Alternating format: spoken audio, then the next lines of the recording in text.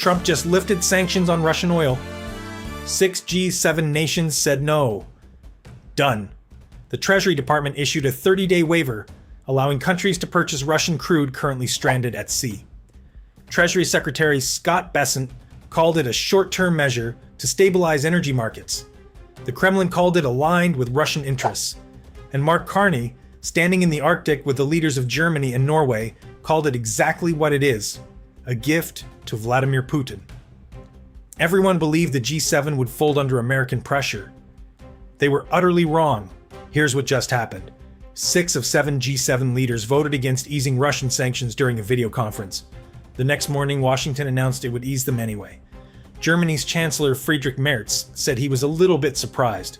That's diplomatic language for furious. Canada's Prime Minister made it simple. Our position is to maintain sanctions on Russia. Period. Here's what the media isn't connecting. This isn't about oil prices. This is about who controls the pressure on Moscow. Russia's shadow fleet generates between $87 and $100 billion in revenue every single year. That money funds drones. That money funds missiles. That money lands on Ukrainian apartment buildings.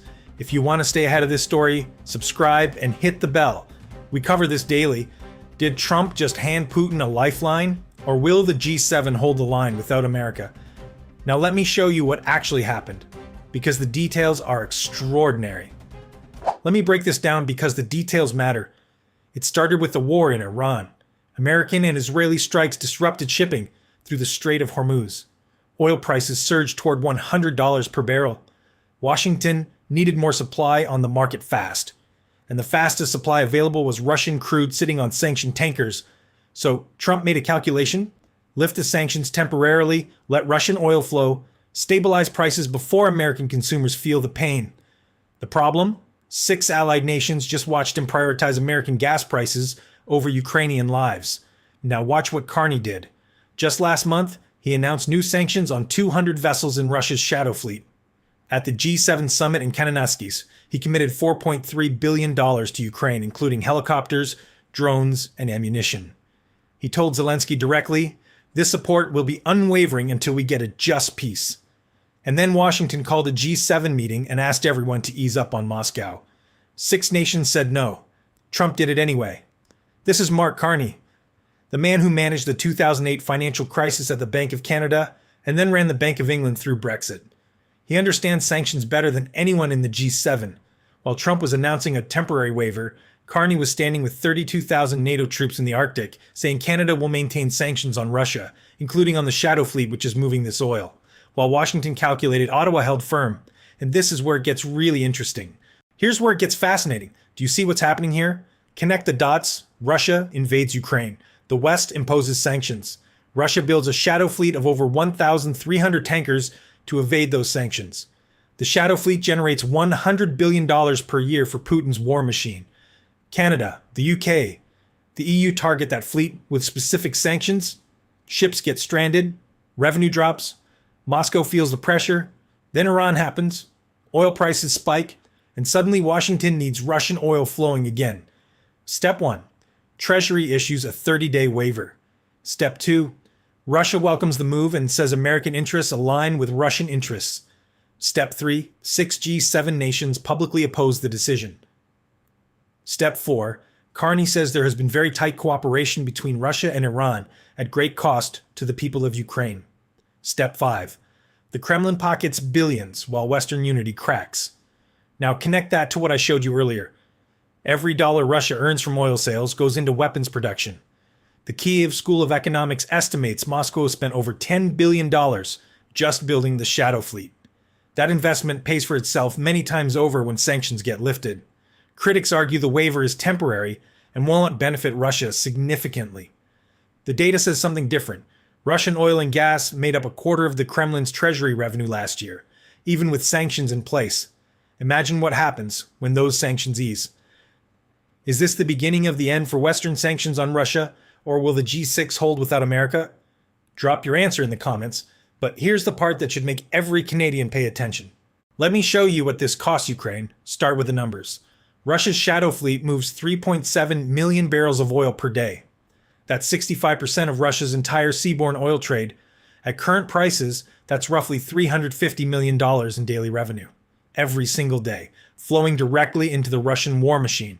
Now the individual math. Ukrainian officials reported one of the deadliest attacks on Kyiv this year.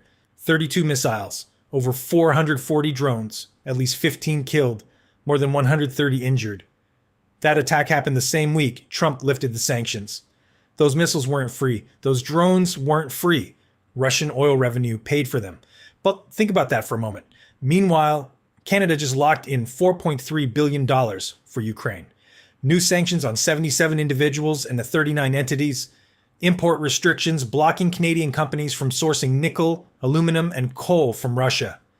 And 200 additional vessels added to Canada's Shadow Fleet sanctions list. The contrast is permanent. While Washington eased pressure on Moscow, Ottawa increased it. While the Trump administration worried about gas prices, the Carney government worried about Ukrainian civilians. While one G7 nation calculated politics, 6 calculated principle. Let that sink in. Germany's defense minister Boris Pistorius said he is much concerned about the impact on Ukraine. Norwegian Prime Minister Støre said there should be no pressure taken off Russia. The UK said the sanctions have prevented at least $450 billion from reaching the Kremlin since the invasion began. So where does this end? The answer is permanent. The end game is clear. Washington just told the world that American gas prices matter more than Ukrainian lives. 6 G7 nations disagreed. And now we have a Western alliance that operates on 2 different moral frameworks. The problem doesn't get fixed. It gets worse. Every time Washington prioritizes domestic politics over allied principles, the coalition weakens. Every time Russia sees cracks in Western unity, Putin gains leverage. And every dollar that flows into Moscow's treasury is a dollar that turns into weapons pointed at Kyiv. But here's what's also clear. Canada isn't following. Germany isn't following. The UK, France, Norway, the entire European Union, none of them are following. The sanctions regime that matters now isn't American-led, it's Canadian-European. And that restructuring is irreversible. Canada's Shadow Fleet sanctions don't expire if Trump extends the waiver. Europe's price caps don't disappear if Washington walks away. The 46-nation coalition targeting Russian tankers doesn't dissolve because one member changed its mind. The pressure apparatus already exists, it already functions, and it already operates without American participation. While Washington was calculating gas prices, Ottawa was calculating alliance survival. While Trump was issuing waivers, Carney was issuing sanctions. While the White House aligned with Kremlin interests, 6 G7 nations aligned with Ukrainian survival. Everything I've shown you tonight comes from public reporting, but the conclusions are mine. You decide what it means. If this analysis opened your eyes, share it with someone who needs to see it. Subscribe if you haven't. And our last video covered Canada's historic NATO Arctic exercise. Link is on screen. Watch it now. This is Voice of Canada.